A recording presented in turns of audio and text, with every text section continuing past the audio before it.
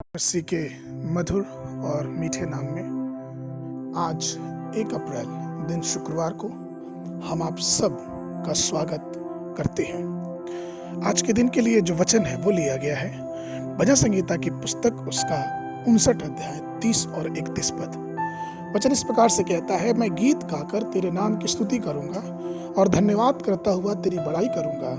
यह यहोवा को बैल से अधिक वरन सींग और खुर वाले बैल से भी अधिक भाएगा।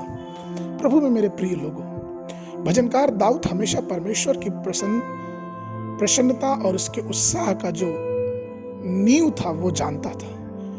हमेशा दाऊद परमेश्वर को प्रसन्न करता था, परमेश्वर की मर्जी में उत्साहित रहता था और वो सिर्फ इसलिए था क्योंकि वो परमेश्वर की दृष्टि में भला कार्य करता था। और वो भला कार्य ये था कि वो परमेश्वर की स्तुति अपने जीवन के हर एक परिस्थितियों में करता रहता था। उसने पाया था कि परमेश्वर की स्तुति करना मनुष्य के जीवन की सबसे भली और मनोहर बात है, क्योंकि वो जानता था कि परमेश्वर ना तो चांदी से, ना तो सोने से, ना तो बलिदान से या फिर किसी प्रकार की भेंट से, लेकिन परमेश्वर हमारे दिलों की प्रशंसा और सम्मान जो हम उसके प्रति प्रस्तुत करते हैं उसकी तलाश में रहता है।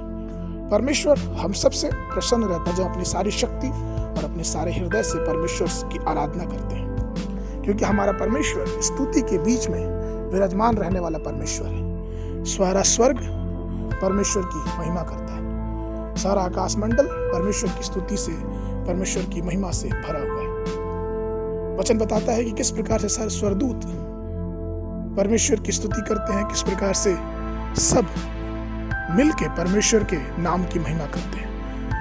और यही हमें भी चाहिए। और दाऊद इस बात को जानता था, इसलिए दाऊद भजन संहिता उसके 34 और उसके पहले पद में कहता है कि मैं हर समय यहोवा को धन्य कहता रहूंगा और उसकी स्तुति निरंतर मेरे मुख से होती रहेगी। स्तुति की जो सामर्थ है वो हमें और आपको परमेश्वर के उस कार्य में देखने को मिलेगा जब परमेश्वर ने इस्राएलियों को यह आज्ञा दी कि तुम यरीहों के चक्कर लगाओगे और 7वें दिन 7 चक्कर लगाते हुए तुम परमेश्वर के नाम की स्तुति तुरहियों को फूंक के, परमेश्वर के नाम की महिमा गीतों को गा के और एक जोर से शोरगुल करके तुरहियों की आवाज के साथ करना और वो दीवार गिर पड़ेगी।